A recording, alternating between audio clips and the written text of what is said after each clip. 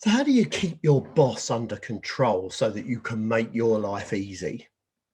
This is particularly important when you've got a new boss or when the relationship you have with your existing boss is dysfunctional. But I do have an idea for you, and it's an idea I call feeding the bear.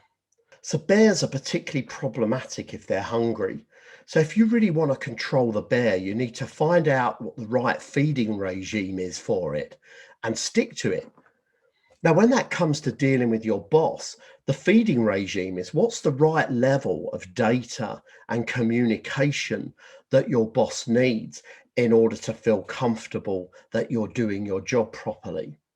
And when you attend to that regime and stick to it, you'll find that you don't have so many problems and you don't get the angry bear showing up from time to time.